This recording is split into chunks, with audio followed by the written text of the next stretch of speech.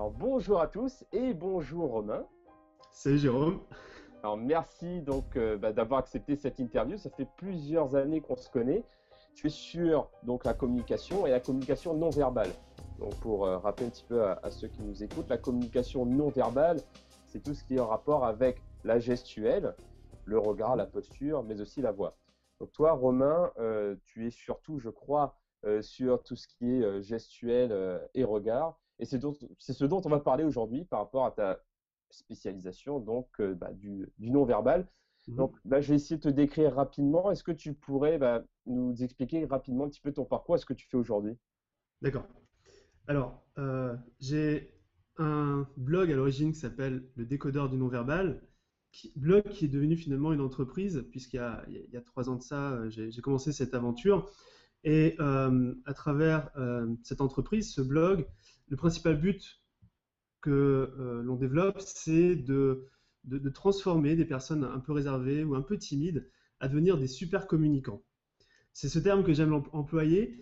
Et qui dit super communicant dit des personnes qui savent à la fois s'exprimer de manière correcte, enfin, des personnes, enfin, s'exprimer pour influencer, s'exprimer pour avoir de l'impact, mais aussi du coup développer ce côté empathique, de comprendre les gens. Et un outil extraordinaire pour le faire, c'est justement la communication non verbale dont tu as initié tout à l'heure le sujet.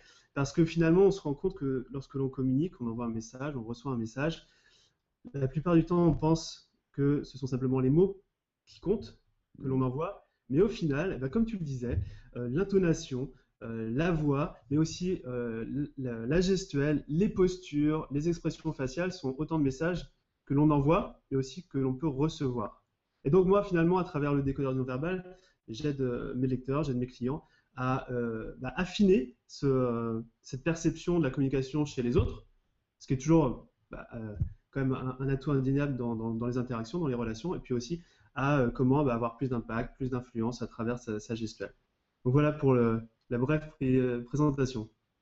Ouais, en fait, c'est hyper intéressant. Ce que tu traites, c'est plus de 90% d'un message qu'on communique. Parce que d'après les recherches d'Albert Merabian, donc un grand expert dans le domaine, plus de Non, oui. 90% des messages sont diffusés à travers le non-verbal et le reste, c'est que les mots, finalement. Ouais, Donc, ouais, hyper important. tout à fait.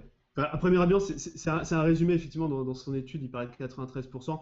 C'était dans un cas bien spécifique et des conditions d'expérimentation bien spécifiques, parce que tu imagines bien que si tu comprends pas la langue, si je commence à te parler en russe, par exemple, alors peut-être que Oui. tu parles russe, voilà, il y a quand même des limites à cette chose-là, mais ce que tu soulignes, c'est important, c'est qu'effectivement, le non-verbal envoie des messages qui sont très importants et qui sont souvent très authentiques aussi. Parce qu'on pense à contrôler ce que l'on raconte, mais on pense très peu à contrôler la façon dont on le raconte et la façon dont on s'exprime avec nos gestes. C'est pour ça que c'est toujours intéressant de capter ça. Mais justement, ça, c'est intéressant parce que on a du mal à voir au premier abord comment ça se travaille. Et toi, en fait, ton métier, c'est ça, c'est d'aider les gens à mieux maîtriser leur communication non verbale, donc à travailler ce muscle-là. Mais comment, en fait, concrètement, on peut travailler ça? Mhm. Alors, je sais que ton auditoire est intéressé dans tout ce qui est prise de parole, tout ce qui est Mhm. animation de réunion, ce genre de choses où finalement on s'exprime face à des gens et on se pose souvent la question justement comment je dois agir, comment je dois me comporter pour faire passer mon message, pour être intéressant, pour être captivant, ce genre de choses. Et dans ta question, tu parles de comment ça se travaille. Et on pose aussi souvent la question, quel geste je dois faire pour avoir tel impact ou tel genre de choses. Et ma réponse, elle est souvent assez étonnante parce que je ne conseille pas à mes clients de travailler leur gestuelle dans un premier temps. Parce qu'il faut savoir une chose, c'est que, et on le disait un peu tout à l'heure, c'est que la gestuelle, elle exprime ce que l'on ressent à l'intérieur. Si tu veux, euh, la prise de parole en public, c'est quelque chose qui génère du stress pour beaucoup de personnes.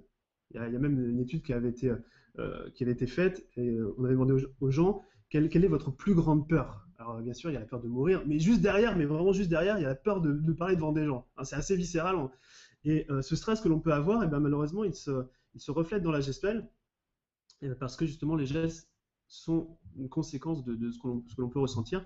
Et donc, la première chose à travailler, ce n'est pas les gestes, mais c'est justement ces émotions, c'est justement ce que l'on peut ressentir. Et moi, ce que je conseille à mes clients, notamment lorsqu'ils voilà, ont une présentation importante à faire ou doivent s'exprimer, c'est de d'abord travailler leur énergie à l'intérieur. Il y a différentes méthodes pour le faire, et je pense que tu dois en parler toi aussi avec les gens qui te suivent. La respiration, alors il y a la respiration, il y a ce que j'aime beaucoup faire, moi, c'est le rire finalement. Mm. Parce qu'il y a une chose qui est.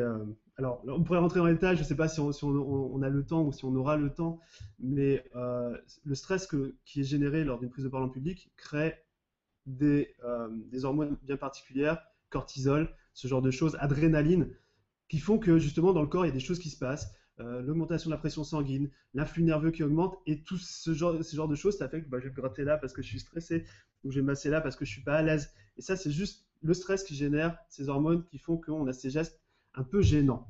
Et donc, quand tu dis travailler, quand tu poses la question de travailler sa gestuelle, il faut d'abord travailler ses émotions, et notamment la respiration. Ça crée des endorphines, l'hormone du plaisir, du bien-être, de dopamine, ce genre de choses, qui fait que bah, quand on travaille d'abord sur soi, sur son état interne, bah, après la gestuelle, elle est beaucoup plus fluide, elle est beaucoup plus authentique, elle est beaucoup plus. Disons qu'elle n'a pas perturbé le message que l'on peut envoyer lorsque l'on parle à des gens. Donc, si tu veux, ce serait mon premier conseil, c'est d'abord travailler son état interne. Est-ce que ça a du sens pour toi? Ah oui, oui, tout à fait. Ouais, c'est parce que, oui, comme tu dis, en fait, on véhicule ce que l'on vit à l'intérieur. Et en fait, c'est toujours comme ça, la communication. J'émets un message, mais le message, il part de l'intérieur d'abord. Donc après, c'est de comprendre comment à l'intérieur ça fonctionne pour pouvoir mieux l'exprimer ensuite et l'extérioriser finalement. Ouais, c'est ça, exactement. Et, Et, oui, particulièrement dans la prise de parole en public où justement là on est amené à être assez stressé. Même si dans la vie de tous les jours on pourrait s'exprimer avec ses gestes de manière tout à fait normale, tout à fait douce, avec beaucoup d'amplitude, mais malheureusement quand on parle devant des gens, ça arrive souvent qu'on soit stressé, du coup nos gestes ne reflètent pas vraiment ce qu'on voudrait transmettre. mais après, moi, justement, ce que je propose aussi à ces personnes-là, parce que même moi, enfin, j'ai commencé surtout par ça, Mais c'est c'est là où on s'est bah, rencontrés j'avais d'ailleurs. peur de parler. Hmm. C'est là où on s'est rencontrés aussi d'ailleurs.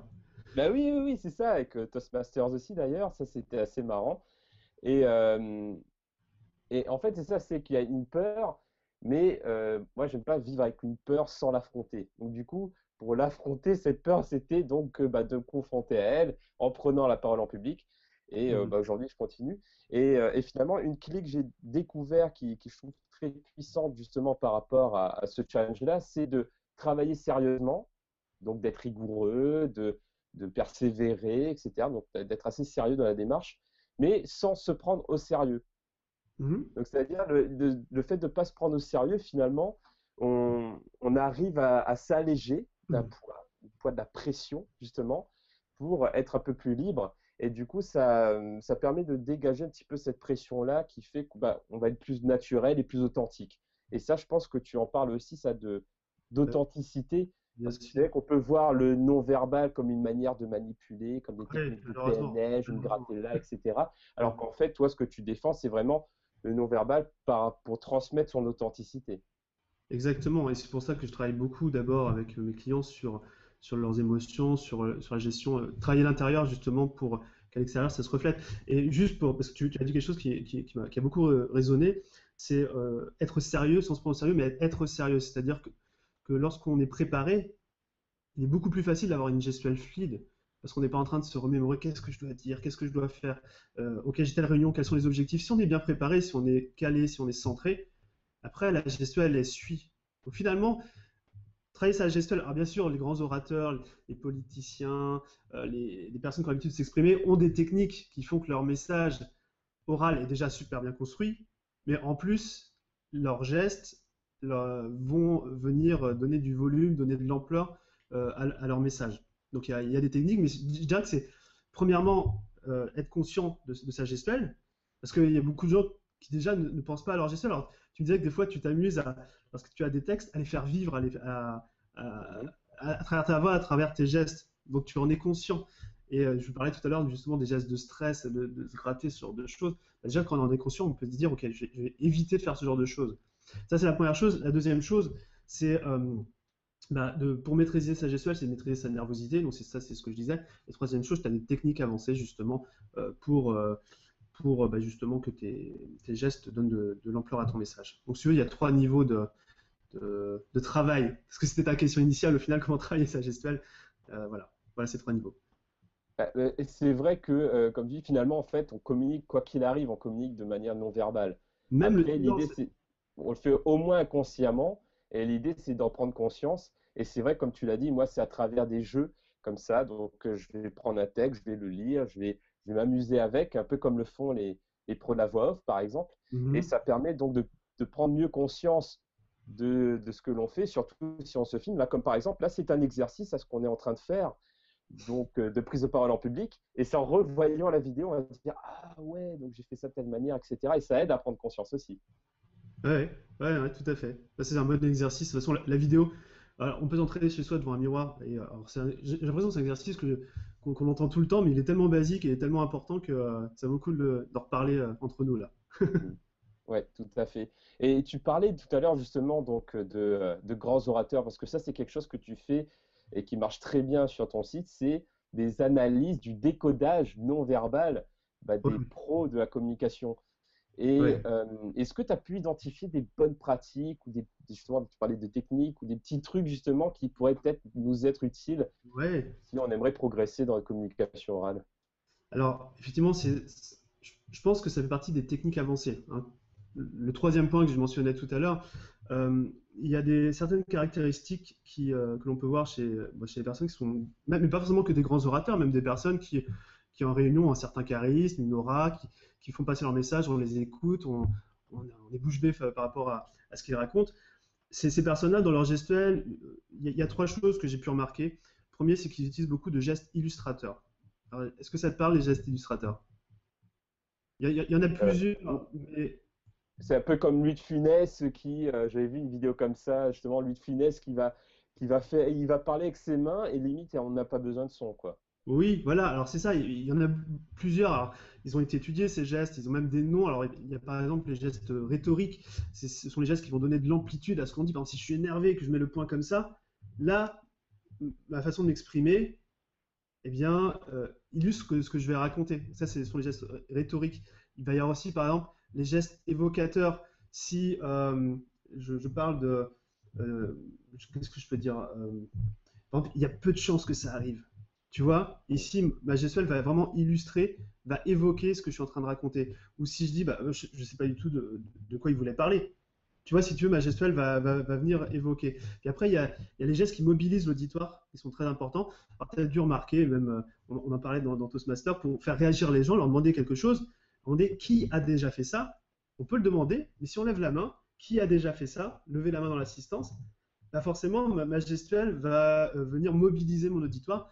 Et donc, ces gestes illustrateurs, donc rhétoriques, évocateurs et gestes qui mobilisent, font partie un peu de l'arsenal des grands communicants. Après, il y a deux autres points aussi qui sont importants. Le premier, c'est le regard.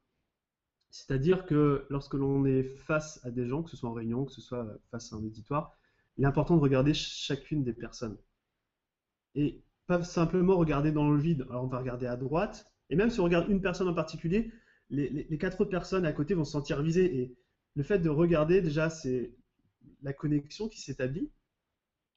Et si on est en train de jouer sur son portable, quand la personne qui parle nous regarde, on arrête tout de suite et on se remet à l'écouter. Et justement, en regardant, pendant quelques secondes pour regarder à droite, devant, à gauche, derrière, devant, eh bien, c'est une technique justement qui permet de connecter. Et puis, il y a une troisième chose qui est importante, c'est l'empathie. C'est-à-dire de regarder comment le public réagit par rapport à ce que l'on fait. Et moi, c'est ce que j'enseigne à mes clients, c'est justement à décoder la gestuelle pour savoir s'ils s'ennuient, s'ils sont intéressés, s'ils veulent en savoir plus, ce genre de choses. Donc voilà un petit peu des techniques. Bon, j'ai fait un pêle-mêle de ce que j'ai pu remarquer ou des techniques qui sont utilisées par des grands orateurs, et je pense qu'elles sont importantes. Ouais, c'est super intéressant. Et par rapport à ce que tu dis justement avec l'auditoire et le regard, c'est Mm. vrai que souvent on dit il faut regarder l'auditoire. En Mhm. fait, non, parce que ça c'est Oui, le piège de dire il faut regarder l'auditoire parce que du coup on va faire un petit peu à la TED ou à la TEDx où l'auditoire est dans le noir, donc on peut pas vraiment voir les personnes qui y sont. en fait, il faut regarder les personnes dans l'auditoire et donc vraiment les regarder. Donc Ouais. après, bien entendu, on peut pas regarder 1000 personnes dans un auditoire et faire un peu du flipper et n'a pas l'impression de, euh, de regarder vraiment, mais c'est de prendre le temps d'identifier quelques personnes pour couvrir un territoire, on va dire, avoir des points d'ancrage qui, comme tu l'as dit, vont ensuite aussi permettre donc de géolocaliser finalement son regard autour d'une personne en particulier. Ouais. Ouais, c'est une bonne remarque, très bonne remarque. J'avais jamais pensé, effectivement, on dit parler à son auditoire, mais sauf si l'auditoire c'est une personne, c'est bon. Oui, bien sûr. Et ce qui arrive souvent aussi, il faut bien commencer quelque part. C'est clair. Et c'est vrai que c'est un autre défi hyper intéressant en prise de parole en public, c'est avant de commencer à faire une conférence devant 1000 personnes, bah, c'est de s'entraîner d'abord à parler à une personne qu'on ne connaît pas, ensuite à deux, donc les soirées networking, c'est un bon entraînement pour ça, ensuite à faire une réunion devant 4 personnes, ensuite 5, etc. Et en fait, c'est la technique des petits pas qui fait qu'on va être de plus en plus à l'aise. Et du coup, on aura moins de stress, de pression dont tu parlais tout à Ouais. l'heure. Et du coup, bah, la communication non verbale se fera d'autant mieux. Ouais, et c'est d'ailleurs ce que tu soulignes là, c'est un point peut-être qui peut être intéressant en conclusion, c'est en forgeant qu'on devient forgeron. Et effectivement, c'est en mettant en pratique, en s'exerçant, en faisant qu'on s'améliore aussi. Moi, je dis toujours, alors c'est quelque chose qu'on a appris aussi dans notre club à l'époque, c'est d'ajouter à chaque prise de parole un élément qui va mettre en valeur son message, alors que ce soit gestuel, oral ou même dans la technique de présentation même d'un exposé par exemple. Hein, c'est toujours à chaque fois de se dire petit défi, ok, j'avance d'un pas et j'incorpore une des techniques par exemple que tu enseignes toi. Donc ouais, je te suis aussi là-dessus. Super. Merci beaucoup Romain. Donc c'était des conseils très précieux. Si vous voulez aller plus loin, parce que c'est vrai que c'était vraiment un aperçu hein, donc, de la communication non verbale, comme toi tu fais des formations de Ouais, plusieurs heures, tu as déjà fait des centaines de vidéos, donc c'est un sujet inépuisable.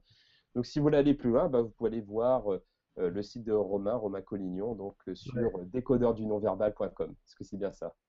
C'est .fr, décodeurdunonverbal.fr, mais si tu veux, j'ai même deux cadeaux pour vous. J'ai écrit il y a quelques années un guide justement d'utilisation de la gestuelle dans les prises de parole. Et bah, tu peux laisser mon adresse email sur ton site ou dans ta communication pour que les personnes que tu coaches m'envoient un email et je leur enverrai ça volontiers. Puis j'ai aussi bah, des fiches gratuites qu'ils peuvent télécharger pour décoder la gestuelle. Donc, le plus simple, c'est de m'envoyer un mail et je vous transmets ça, quoi, avec grand plaisir. Ah, super, bah, c'est super sympa. Voilà. Bah, merci beaucoup Romain.